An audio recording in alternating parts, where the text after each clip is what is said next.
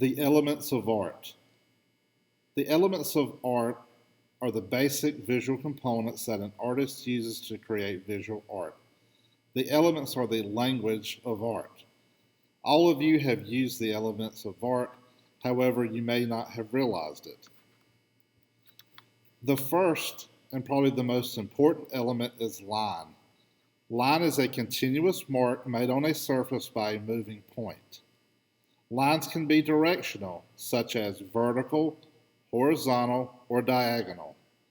Line quality refers to the character of a line: thick, thin, rough, smooth, long, short, crisscrossed, or broken. The image on the right shows different line qualities, different ways lines can be made. Notice the strong use of line in this painting. The viewer sees the lines and it leads them around to different parts of the painting. We see the different lines in the light poles, the lines, and even the brush strokes in the sky, as well as on the highway and the land below.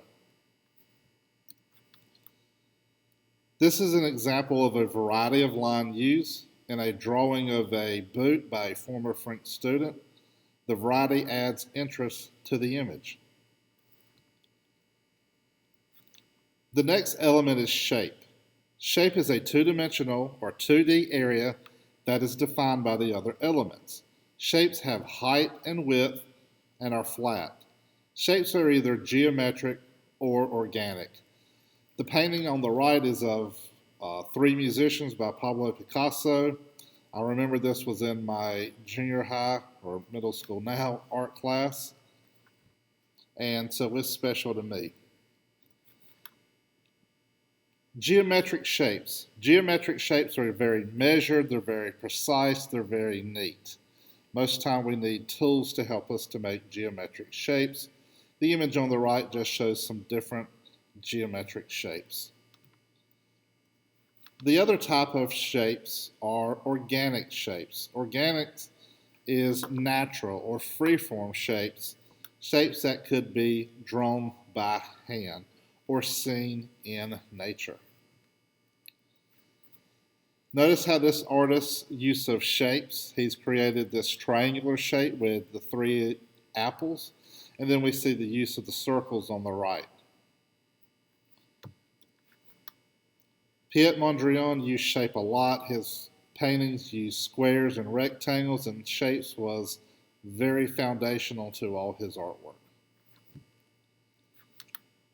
The next element is form. Form is an object that takes up space and is three-dimensional or 3D. Forms have height, width, and depth. Notice the sculpture on the right. It's supposed to look like a balloon animal, has a shiny metallic finish. This is an excellent example of form. Here we have another modern sculpture, abstract, that shows exactly what form is. Of course, pottery is important in North Carolina. We see this potter creating a piece of pottery on the wheel, which we could also consider a form. It's going to have height, width, and depth when he finishes it. And then, of course, we can also see this with architecture. Here, the pyramids in Giza exemplify form as well. Our next element is color. Color is light reflected off of an object. Without light, you cannot see color.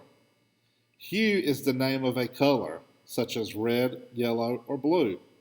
The color wheel is a tool used to help organize colors.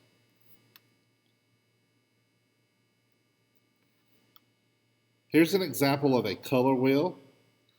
Our primary colors are red, yellow, and blue. We cannot mix any colors that are known out there and come up with primary colors. In fact, all other colors are derived from mixing the primaries. Our secondary colors happen when we mix the primaries with each other. Red and yellow mixed creates orange. Yellow and blue mixed creates green. and red and blue mix creates purple, also sometimes called violet. Our intermediate colors are when we mix a primary with a secondary. They are red-orange, red-purple, blue-purple, blue-green, yellow-orange, and yellow-green. Note how the name of the primary color always goes in front. There are 6 intermediate or tertiary colors. Artists use warm and cool colors for different reasons. Here's the warm and cool color breakdown from the color wheel.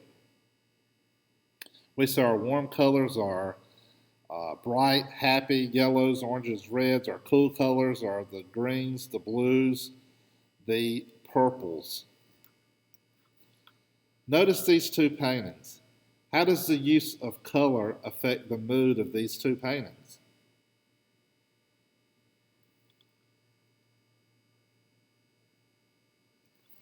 Our next element is value. Value is the lightness and darkness of an object. Value depicts light and shadow in a work of art. Artists use value to create the illusion of depth and three-dimensionality. The pumpkin on the right was shaded with a pencil to show value.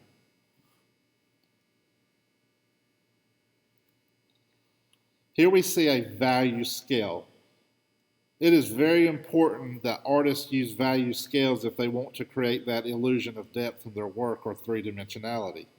Here we see 2 types of value scales in this GIF. We see a color value scale and a black and white value scale. If you were to shade a picture with your pencil, you would use the grayscale. If you were painting an image on a canvas, then you would use the value scale of reds. Notice on both ends of the value scale, white and black, and then all the middle tones between. Notice how the artists use value in this painting. We see light coming in from the window on the right. We see shadows on the walls and on the floor, and on the outside greenery as well. The value in this painting helps us create an illusion of depth in this work. Notice the value used in this photograph. This is by famous photographer Ansel Adams. Notice the rock. We see highlights on the rock where the sun is hitting the top of some of the rocks. And then underneath the rocks on the ground, we see the shadows. And we see all different grays within the rocks themselves. Our next element is texture. Texture is how artwork feels or looks like they would feel if touched. The 2 categories of texture are visual or implied texture, and that is how a surface looks like it feels, and tactile or actual texture, how a surface feels when you touch it. The painting on the right, or portrait rather, we can see that it has a very rough texture. The artist left lots of paint on the canvas.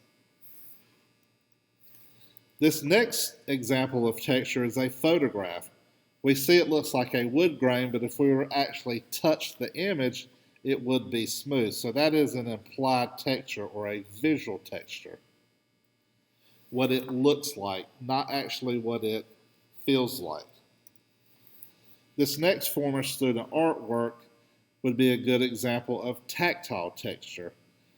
We see this as a collage, construction paper collage. If we were to feel that, it would feel bumpy and rough where the glue has hardened and the paper has set. Our last element is space.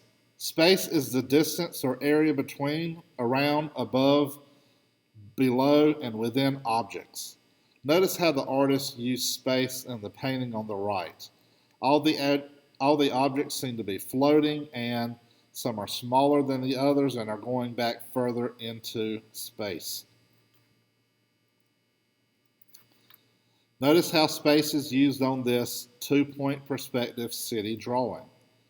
We see buildings in the background are somewhat smaller the buildings at the bottom of the paper seem somewhat larger because they are closest to us.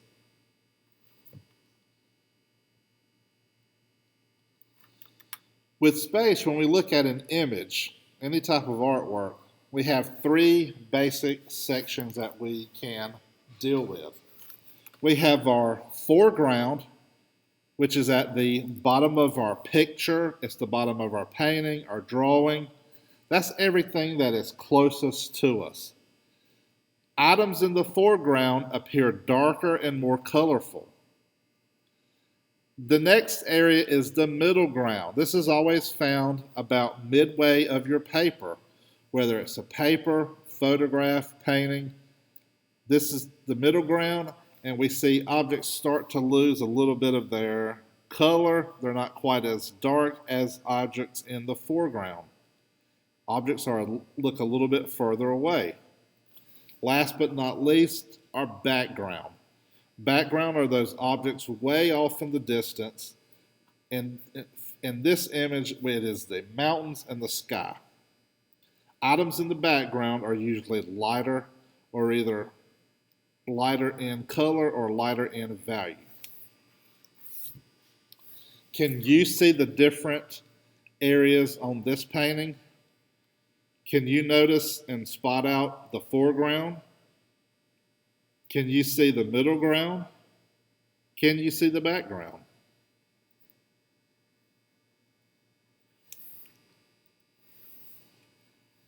Here are 6 ways to create the illusion of space within an artwork. First, we can overlap our objects. If you've ever drawn a still life, this is something that has come in very handy. Overlapping gives the illusion of space because we're putting objects either in front of or behind one another. The second is shading, which we've already talked about with value. When we shade, we create value, which gives the illusion of depth. We've taken a circle here, we've shaded it, and now it looks like a sphere. The third way to create the illusion of space is by placement. This is how you arrange your objects on your paper.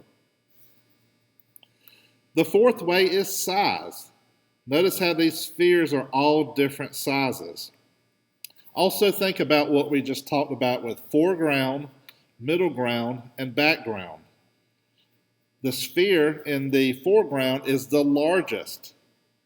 They get smaller in the middle ground, and of course they are smaller in the background. We can assume that they're all the same size, but they have been drawn differently to give that illusion of depth. Next is value and focus. Of course, value kind of goes along with shading. This also goes along with what we just learned with that landscape photography or landscape painting. The items that are closest to us are the things that are more in focus. They're sharper, they're brighter, they're more colorful, they're darker.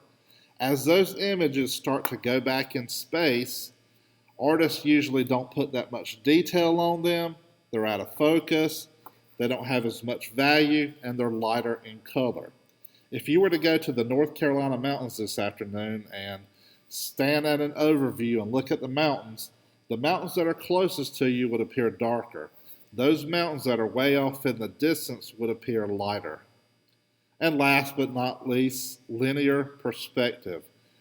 This is just like what we looked at earlier with the two-point perspective city. We have the larger objects in the front. They gradually get smaller as they fade back into the distance. And we see that they're on a point there going to a horizon line and a vanishing point. That's all for the elements. Thank you.